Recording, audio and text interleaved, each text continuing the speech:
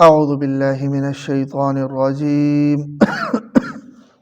بسم الله الرحمن الرحيم ومن يطع الله والرسول فأولئك مع الذين أنعم الله عليهم من النبيين والصديقين والشهداء والصالحين وحسن أولئك رفيقا ومن يطع اللہ، اور جو کوئی اللہ کی اطاعت کرے، والرسول، اور رسول کی اطاعت کرے، فاولئک، تو وہ لوگ، مع الذین انعم اللہ علیہم، ان لوگوں کے ساتھ ہوں گے جن پر اللہ نے انعام کیا، من النبیین، یعنی انبیاء کے ساتھ، والصدیقین، صدیقین کے ساتھ، والشہداء، شہداء کے ساتھ، والصالحین، اور صالحین کے ساتھ،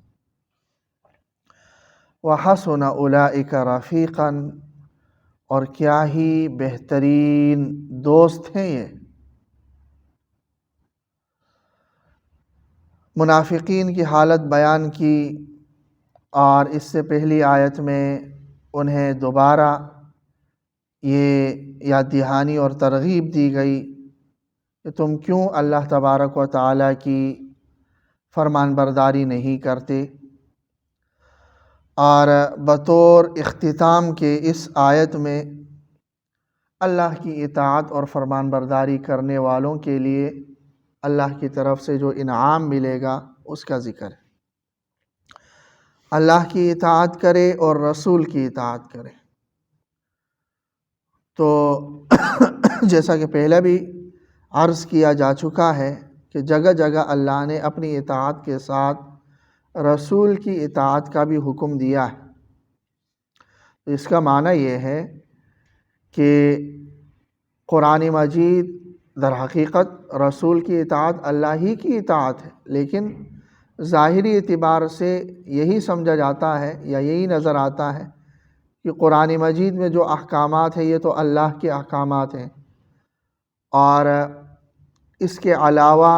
احادیث نبویہ یہ رسول اللہ کے احکامات اور تعلیمات ہیں، جبکہ حقیقتاً احادیث نبویہ بھی اللہ ہی کے احکامات اور تعلیمات ہیں۔ تو بعض لوگ یہ سمجھ کر کہ ہمیں صرف اللہ کی اطاعت کرنی چاہیے اور قرآن پر ہی اکتفا کرنا چاہیے، احادیث کی ہمیں ضرورت نہیں ہے، تو پھر وہ اس آیت کا کیا معنی لے سکتے ہیں کہ جہاں اللہ نے اپنی اطاعت کے ساتھ رسول کی اطاعت کا بھی حکم دیا۔ اس کا معنی سوائے اس کے اور کوئی نہیں ہو سکتا کہ اللہ کی اطاعت کا مطلب جو ظاہراً قرآن ہے اس کا بھی ماننا ہے، اور رسول اللہ صلی اللہ علیہ وسلم کی اطاعت کا مطلب یہی ہے کہ آپ صلی اللہ علیہ وسلم کی جو تعلیمات، جو احادیث ہیں، ان کو بھی ماننا ہے۔ تو جو اللہ کی اطاعت کرے گا، رسول کی اطاعت کرے گا، اللہ تبارک و تعالی بطور انعام کے انہیں قیامت کے دن نسبت اور قرب عطا کریں گے، ہم نشینی عطا کریں گے 4 طبقات کی۔ نمبر 1 انبیاء کی،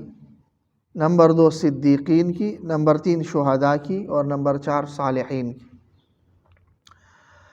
حضرت عائشہ صدیقہ رضی اللہ تعالی عنہ روایت کرتی ہے کہ ایک صحابی آپ صلی اللہ علیہ وسلم کے پاس تشریف لائے اور فرمایا کہ یا رسول اللہ، مجھے آپ سے بہت زیادہ محبت ہے کہ آپ کی مجلس سے جب اٹھ کر جاتا ہوں تو دل مچل رہا ہوتا ہے کہ دوبارہ آپ کی کب زیارت کر لوں، اور دل کو تب ہی قرار اور سکون آتا ہے جب دوبارہ آ کر آپ کی زیارت کرتا ہوں اور آپ کی باتیں سنتا ہوں اور آپ کی مجلس میں بیٹھتا ہوں۔ دنیا میں تو آپ کی زیارت میرے لیے ممکن ہے، آپ سے ملنا میرے لیے ممکن ہے، لیکن آخرت میں تو ممکن ہی نہیں ہوگا۔ آپ کا بہت اونچا درجہ ہے، اور میں تو اولاً واللہ عالم میں جنت میں جا بھی پاؤں گا یا نہیں جا پاؤں گا، اگر گیا بھی تو میرا درجہ تو بہت نیچے ہوگا اور آپ تک ہماری پہنچ ہی نہیں ہوگی قیامت میں۔ تو اس پر یہ آیت نازل ہوئی کہ جو اللہ اور اس کے رسول کی اطاعت کر لیں تو انہیں ان کی ہم نشینی اور ان کا قرب قیامت کے دن حاصل ہوگا۔ اور یہ قرب حاصل ہونے کا مطلب یہی ہوگا کہ ایسا تو نہیں ہوگا کہ درجات برابر ہی ہوں گے، یعنی ملاقات ہو جایا کرے گی۔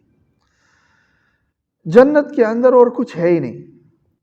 جنت میں بس یہی ہے کہ آپ نے بس کوئی فکر نہیں ہے، نہ معاش کی فکر ہے نہ کوئی اور پریشانی ہے، بس یہی ہے، دوستیاں ہیں، یاریاں ہیں، گپ شپ ہے۔ کوئی یہاں آپ اس کے پاس جا رہے ہیں، گپ شپ ہو رہی ہے، دوسروں دوستوں کے پاس جا رہے ہیں۔ پھر دنیا کے اندر بھی یہ دوستوں کا ماحول میسر ہونا اور ان کے ساتھ گپ شپ ہونا، یہ آپ کو پتہ ہی ہے کہ طبی لحاظ سے بھی یہ صحت کے لیے بہتر ہے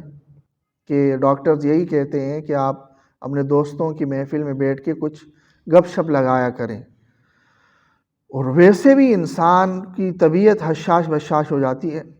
لیکن اگر وہ دوست وہ کھرے ہوں، اچھے ہوں، نیک ہوں، پاک باز ہوں، تو پھر تو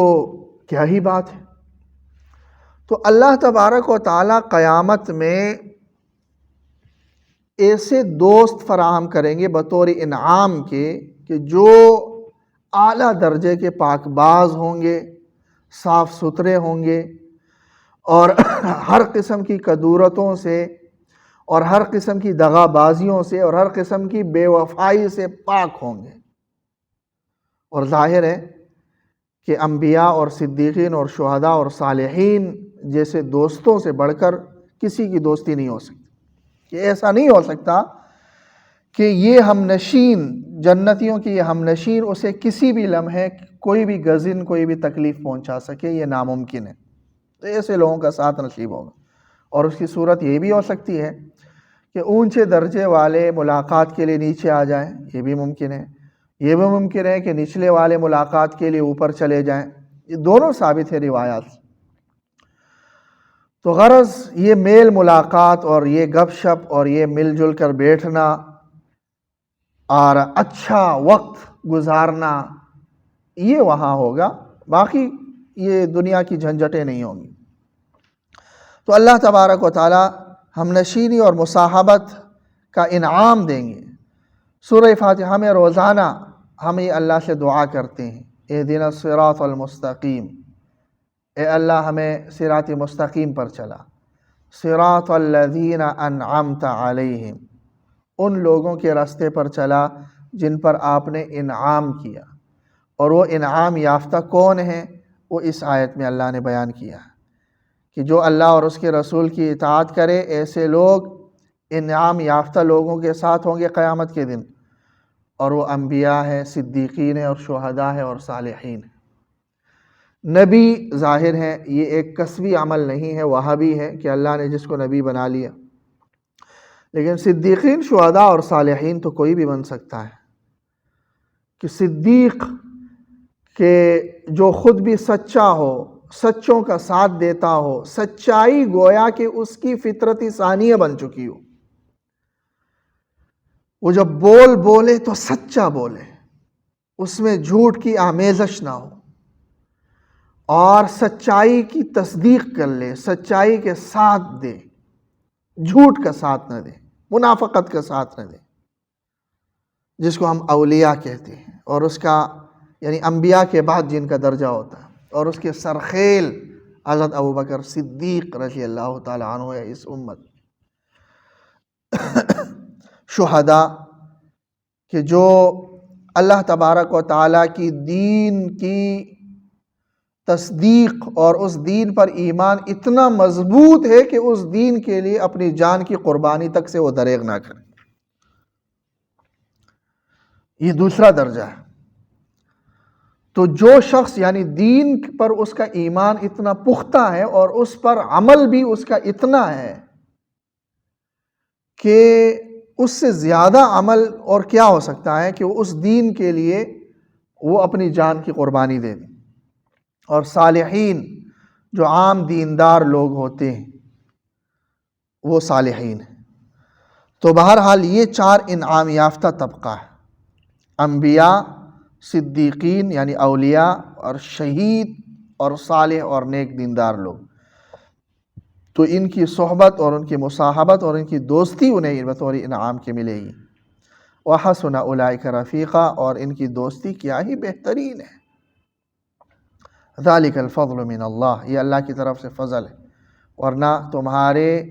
نیکیوں کا بدلہ یہ نہیں ہے، یہ انعام ہے، ایک اضافی ہے اللہ کی طرف سے، وگرنہ ان لوگوں کا درجہ تو ہم سے اونچا ہے، وہاں تک ہماری پہنچ نہیں ہونی چاہیے تھی اپنے اعمال کی بدولت، لیکن اللہ کی طرف سے یہ فضل ہوگا۔ وَكَفَى بِاللَّهِ عَلِيمًا، اور اللہ تبارک و تعالی بطور علیم کے کافی ہے، یعنی اللہ کا علم کافی ہے کہ کون مستحق ہے اس انعام کا اور کون مستحق نہیں ہے، یہ اللہ جانتا ہے، اور اللہ کا علم ایسا ہے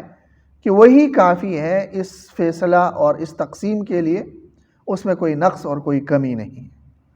اللہ تبارک و تعالی ہمارا حشر بھی ان طبقات کے ساتھ کرے۔